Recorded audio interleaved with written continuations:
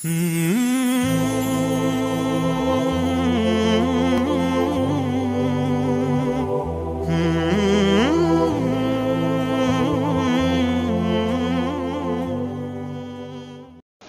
علیکم ورحمۃ اللہ وبرکاتہ۔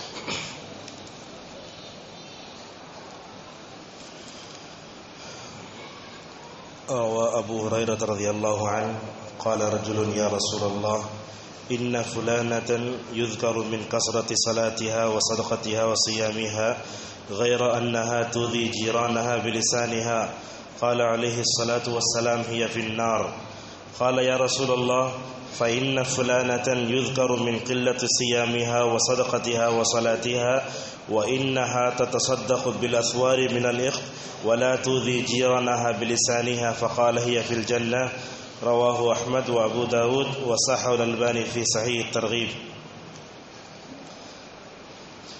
بزرگوں، نوجوان دوستو اور معزز سامعین، نماز فجر کے بعد انشاءاللہ درس حدیث کا سلسلہ جاری رہے گا۔ وقتاً فوقتاً مختلف موضوعات پر انشاءاللہ ہم آپ کے سامنے درس دیں گے۔ آج کے اس درس میں انشاءاللہ ایک اہم چیز کی طرف ہم اشارہ کرنا چاہیں گے۔ موضوع ہے حالت روزہ میں زبان کی حفاظت نہ کرنے پر وعید۔ سب سے پہلے ہم نے آپ کے سامنے حدیث کا متن پڑھا، آپ اس کا ترجمہ سنیے، انشاءاللہ اس کے بعد حدیث سے حاصل ہونے والے فوائد ہم آپ کے سامنے ذکر کریں گے۔ یہ حدیث ابو داود میں ہے، مسند احمد میں ہے، علامہ البانی رحمۃ اللہ علیہ نے حدیث کو صحیح کہا ہے۔ روایت یوں ہے، جلیل القدر صحابی حضرت ابو ہریرہ رضی اللہ عنہ کہتے ہیں کہ ایک آدمی نبی کریم صلی اللہ علیہ وسلم کے پاس آیا اور آ کر کہنے لگا یا رسول اللہ، میں آپ کے سامنے دو عورتوں کا ذکر کرتا ہوں۔ ایک عورت وہ ہے جو بڑی نماز کی پابند ہے، صدقہ و خیرات کرتی ہے اور اسی کے ساتھ وہ زیادہ روزے بھی رکھتی ہے، اس کے پاس نیکیاں اتنی ہیں، لیکن اس کے بعد اس آدمی نے اللہ کے نبی صلی اللہ علیہ وسلم نے اس کے سامنے کہا یا رسول اللہ، اتنے زیادہ نیکی ہونے کے باوجود وہ اپنے پڑوسی کو اپنے زبان سے تکلیف دیتی ہے۔ اللہ کے نبی صلی اللہ علیہ وسلم نے فرمایا وہ جہنم میں جائے گی۔ اتنا ذکر کرنے کے بعد اس آدمی نے کہا یا رسول اللہ، اور ایک عورت ہے جس کے پاس نہ روزہ ہے نہ صدقہ ہے اور نہ جو ہے نمازیں ہیں، کبھی کبھی تو وہ پنیر جو ہے اللہ کے راہ میں صدقہ و خیرات کرتی ہے، مگر اس کی خوبی یہ ہے کہ وہ اپنے وہ زبان سے پڑوسی کو تکلیف نہیں دیتی۔ اس موقع پر نبی کریم صلی اللہ علیہ وسلم نے فرمایا کہ یہ عورت جنتی۔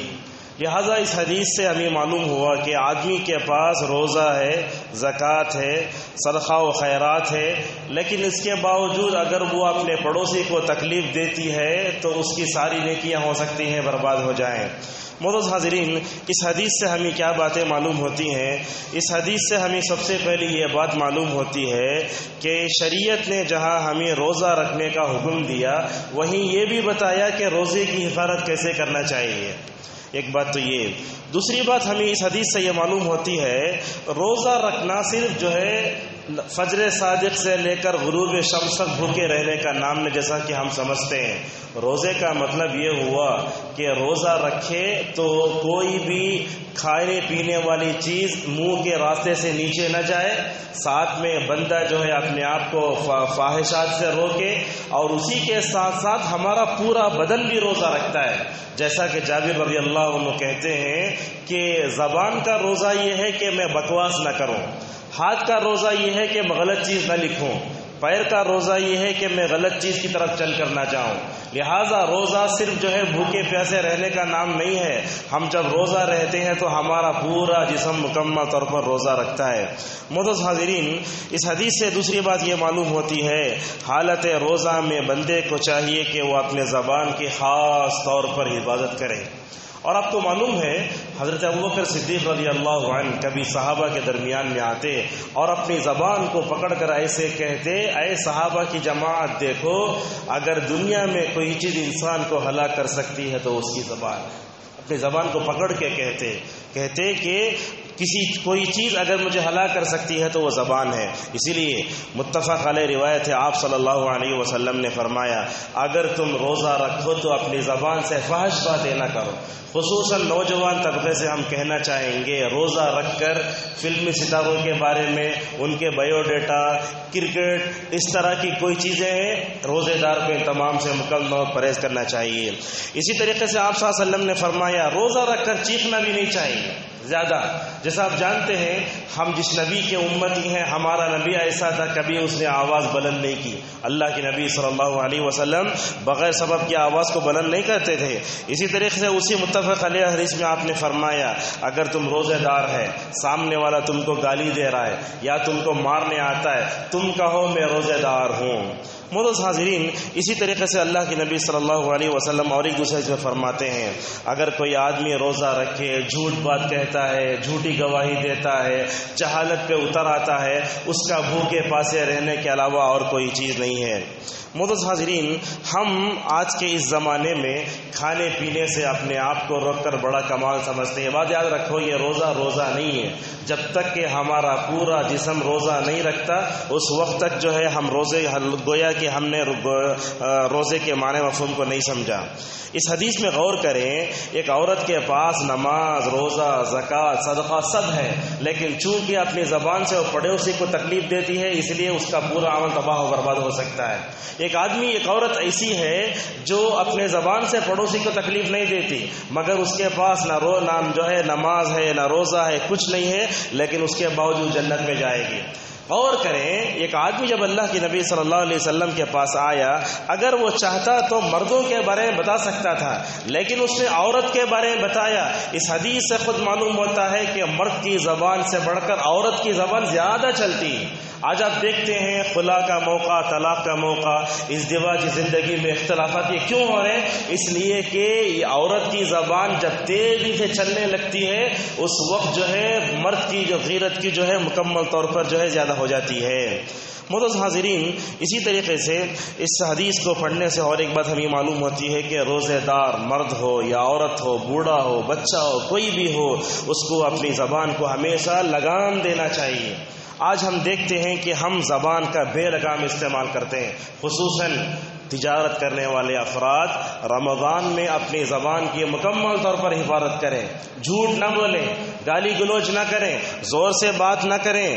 اسی طریقے سے یہ حدیث عورتوں کو بھی پیغام دیتی ہے کہ عورت چاہے وہ رمضان کا موقع ہو یا غیر رمضان کا موقع ہو، اس کو چاہیے کہ وہ مکمل طور پر اپنی زبان کو مکمل طور پر قابو میں رکھے. دیکھیے اللہ کے نبی صلی اللہ علیہ وسلم کیسے رہتے تھے، کہ اللہ کے نبی ہمیشہ بات کرتے تھے یا کم بات کرتے تھے؟ اس بارے میں روایت آئی کان رسول اللہ صلی اللہ علیہ وسلم طویل الصمت قلیل الضحک. فرمایا اللہ کے نبی صلی اللہ علیہ وسلم اکثر خاموش رہتے تھے، کم ہنستے تھے. اگر آج کی دنیا میں ہم دیکھیں، اگر کوئی آدمی زیادہ خاموش رہا، دنیا اس کے بارے میں کہتی ہے صوفی ہے، دنیا اس کے بارے میں کہتی ہے بے وقوف ہے. حالانکہ اللہ کے نبی صلی اللہ علیہ وسلم اکثر خاموش رہتے تھے. اور آپ نے یہ بھی فرمایا اللہ اور یوم آخرت پر ایمان رکھنے والے کو چاہیے کہ وہ اگر بھلی بات کہے تو اپنی زبان سے کہے ورنہ خاموش رہے. یہ خاموش رہنا بھی عبادت ہے. اس دنیا میں اگر کوئی خاموش رہتا ہے گویا وہ اپنی زبان کی حفاظت کرتا ہے.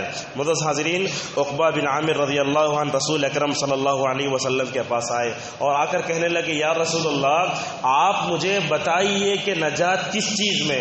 سوال دیکھیے، صحابہ کرام کیسے سوال کرتے تھے.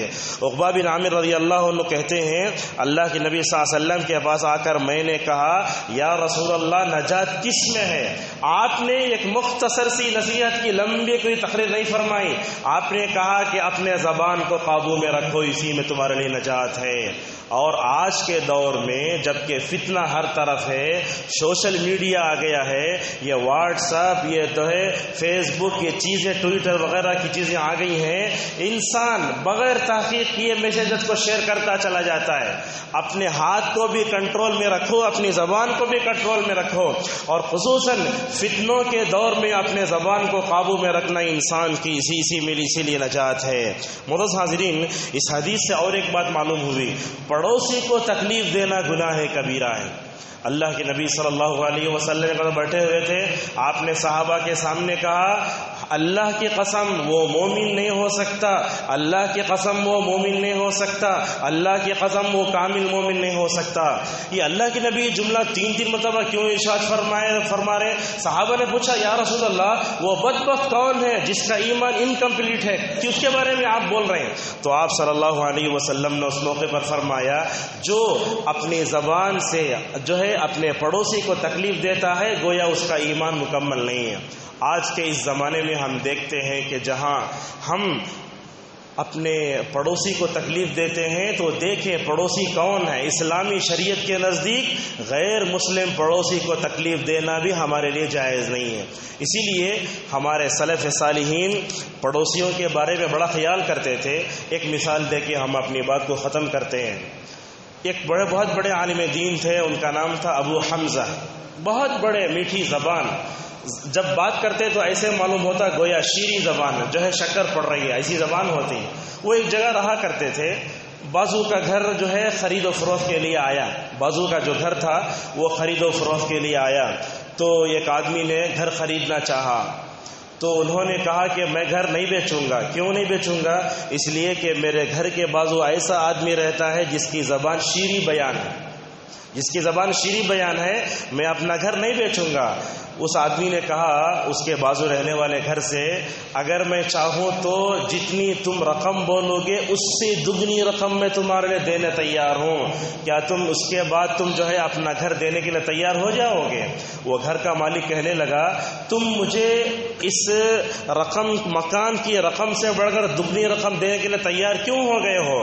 اس نے کہا کہ تمہارے زمین کی رقم اتنی ہے لیکن میں چونکہ فلاں عالم کے پڑوس میں رہنا چاہتا ہوں جس کی زبان میٹھی ہے اسی لیے میں ڈبل رقم دینے تیار ہوں۔ ہمارے سلف ایسے رہا کرتے تھے۔ بہرحال درس کا مختصر خلاصہ یہ ہوا کہ حالت روزہ میں اپنی زبان کی حفاظت بہت ضروری ہے۔ اگر ہم روزہ رکھتے ہوئے گالی گلوچ کریں اور آوازوں کو بلند کریں، لعن طعن کریں، غیبت کریں، چغل خوری کریں اور زبان کی جتنی ہلاکتیں ہیں اگر اس کو کرتے ہیں تو سمجھ جاؤ روزے کا ثواب تو ملے گا لیکن روزے کے ثواب میں کمی آنے کی پوری جو ہے مکمل طور پر جو ہے ہم جو ہے توقع رکھتے ہیں کہ یہی ایسے ہی ہوگا۔ اور اس درس سے ہم دوسرا پیغام یہ دینا چاہتے ہیں کہ آدمی کے پاس پہاڑ برابر نیکیاں ہی کیوں نہ ہو لیکن وہ اپنی زبان سے دوسروں کو تکلیف دیتا ہے تو فرمایا کہ زبان سے تکلیف دینے کی وجہ سے اس کی پہاڑ جیسی نیکیاں بھی قیامت کے دن کام نہیں آئیں گی۔ اللہ تبارک و تعالیٰ سے ہماری دعا ہے شریعت نے روزہ رکھنے کے تعلق سے جو آداب بتائے ہیں ان آداب کا لحاظ کرنے کی توفیق عطا فرمائے۔ اللہ تعالیٰ ہمیں روزہ رکھتے ہوئے اپنی زبان کی حفاظت کرنے، اپنے زبان کو قابو میں رکھنے کی توفیق عطا فرمائے۔ اللہ تعالیٰ ہمارے روزوں قبول فرمائے، اللہ تعالیٰ ہماری تراویح قبول فرمائے، اللہ تعالیٰ ہمیں روزوں کے اس معاملے کو گرمی کے ان دنوں میں آسان فرمائے۔